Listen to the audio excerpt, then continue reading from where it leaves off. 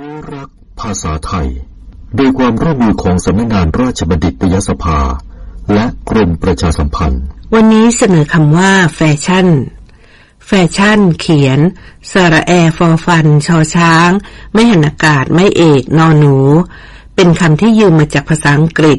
คำว่าแฟชั่นมีหลายความหมายความหมายแรกหมายถึงสมัยนิยมความหมายที่สองหมายถึงแบบของเครื่องแต่งกายเครื่องประดับเป็นต้นความหมายที่สามหมายถึงความนิยมเช่นวัยรุ่นชายมีแฟชั่นใส่ต่างหูข้างเดียวส่วนแฟชั่นการใส่ต่างหูของวัยรุ่นหญิงก็คือใส่ข้างละหลายๆอันการทำตามแฟชั่นควรพิจารณาถึงความเหมาะสมกับวัยและกาลเทศะคำว่าแฟชั่นเมื่อนำไปประกอบกับคำที่มาจากภาษาอังกฤษว่าโชว์ซึ่งหมายถึงเปิดให้ดูอวดหรือแสดงให้คนทั่วไปได้ดูได้ชมเป็นแฟชั่นโชว์จะหมายถึงการแสดงแบบเครื่องแต่งกายหรือแสดงแบบเสื้อผู้มีคำถามการใช้ภาษาไทยสอบถามได้ที่